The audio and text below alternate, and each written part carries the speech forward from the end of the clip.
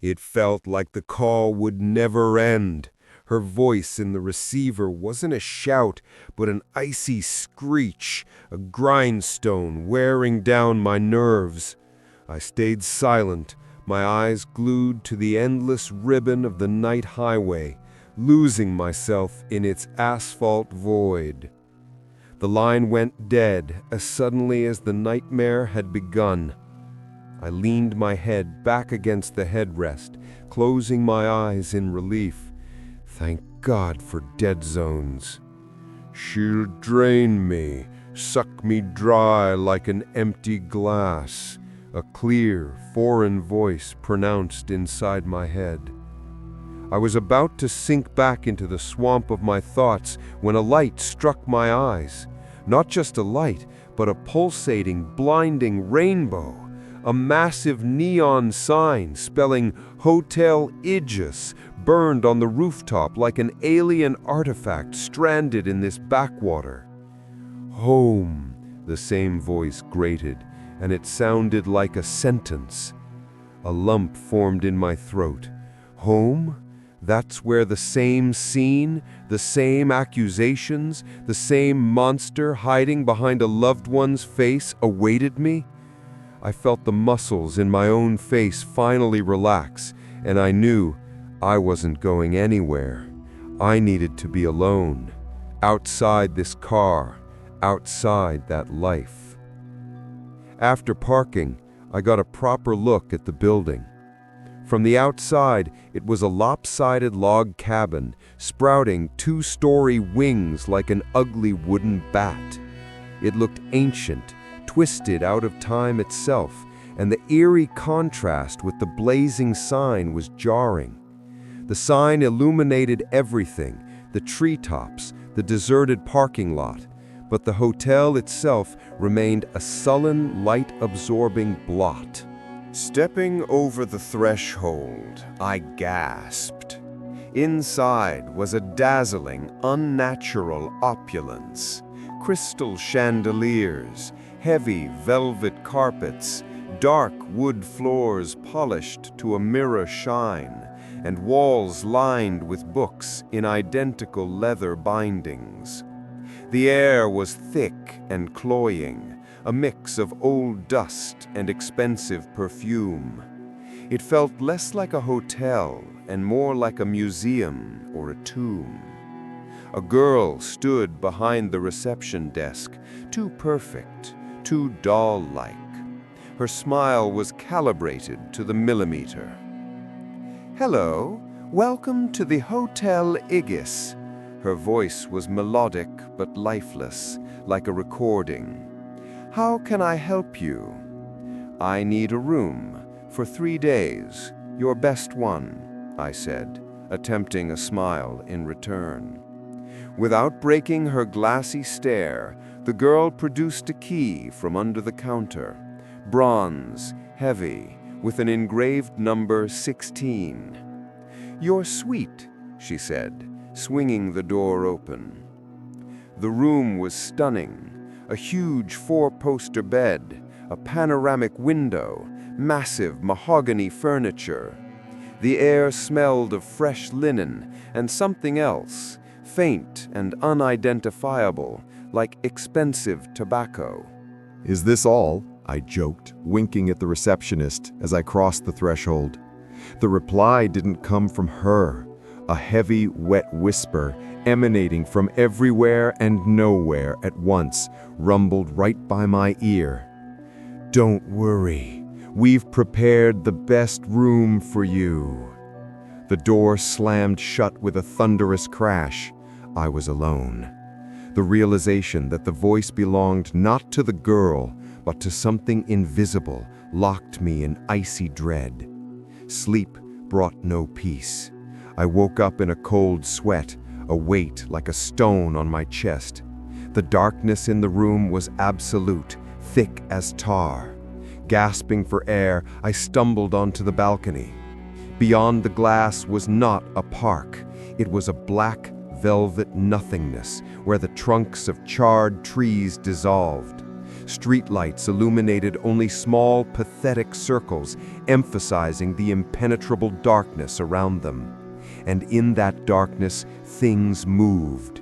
Shadows cast by nothing pulsed, swelling and shrinking, accompanied by clicks. These sounds mimicked crickets, but were too mechanical, too precise, as if made by a non-living mechanism trying to imitate life. In the morning, stepping into the corridor, I encountered the cleaning lady, a hunched, ancient woman scrubbing the already spotless floor with unsettling diligence. Her face was a mask of wrinkles. "Good morning," I mumbled out of politeness. The old woman slowly raised her eyes to me. Her face remained immobile, but her mouth fell open, revealing empty, wet gums. "The corridor twists," she hissed, her lips not moving. An icy shiver ran down my spine. I quickened my pace. She watched me, her murky gaze fixed on my back. And then I heard the clicks again. I ran. And the corridor obediently responded. The straight passage began to bend, walls converging and diverging, spawning junctions that hadn't been there a second before. I descended staircases, leading to floors marked -87 or 113. Some landings were covered in a yellowish, pulsating slime that smelled of rotten eggs and honey. Others were collapsed, forcing me to climb through rooms with gaping holes in the floor that dropped into absolute blackness. Once, opening a door, I found not a room, but another corridor, ending in another door. And again, dozens, hundreds of times I opened them, going insane with claustrophobia, until I turned around and found the door behind me was gone, replaced by a smooth wall. I beat it with my fists, screamed until my throat was raw. When I was mad with despair, another doorknob finally turned, and I tumbled out into a familiar, but now dilapidated and graffiti-covered corridor. An elevator suddenly opened on my path. Inside stood the receptionist. Her beautiful face was now a mask of wax, sliding off the skull beneath, but her smile remained the same, perfect and dead. She waved, inviting me in.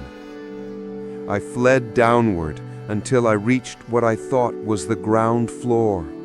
Instead of an exit, I found a bar, a room of black wood polished to a mirror sheen that drank the scant light. Seated at tables were figures, not mannequins, but something worse, beings with blurred, featureless faces. They were whispering, and their whispers formed words. Lost. He thinks there's a way out?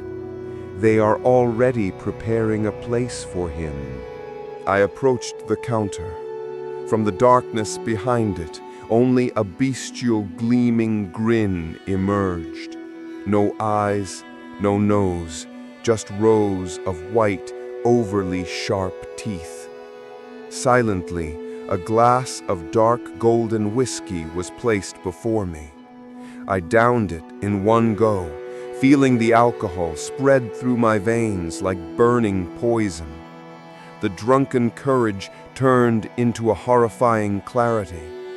At the bottom of the glass, a maggot with cockroach antennae was writhing. I looked up at the grin. In response, a low, guttural growl emanated from the dark. It wasn't angry. It was a warning. I was not welcome here. I burst out of the bar and was surprised to find the main corridor straight again. I ran, trying to smash the windows with a chair, but the glass was stronger than armor. And then, at the far end of the hall, the lights went out. Not just vanished, but were consumed by an advancing wall of absolute blackness.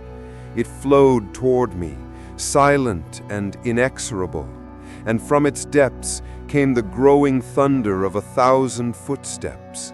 I sprinted toward my room, the only door with light spilling from underneath.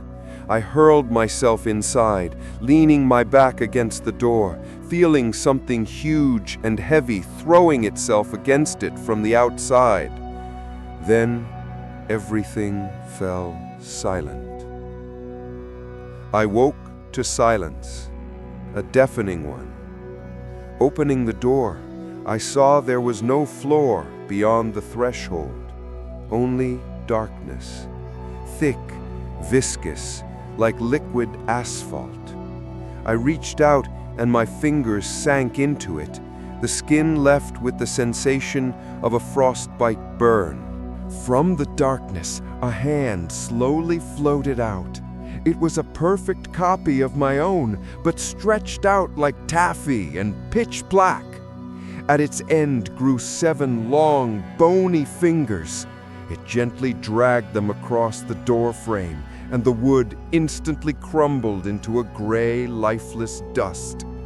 Somewhere in that void, something howled, not in anger, but in hunger. I slammed the door and scrambled for the phone. The receiver was dead. Only after a long dial tone did I hear that same wet whisper. "We've prepared." I slammed the phone down and looked out the window. There was no day or night, only the same black emptiness. The hotel was no longer on Earth. It was adrift in nothingness. On the nightstand lay the key to room 16. I always carried it in my pocket. I reached into my jeans. They were empty. The key was on the nightstand. I looked at it, and it was back in my pocket, cold and heavy. That's when the knocking started, first on the wall, then on the ceiling, then under the floor. It grew, becoming a deafening cacophony, a frantic drumming hammering into my brain. I screamed, covering my ears, but the sound came from within. I looked at the door. The gap beneath it had grown wider. From it, darkness seeped up like smoke. And then, from right behind my ear, came a soft, familiar whisper. "We've prepared the best room for you forever."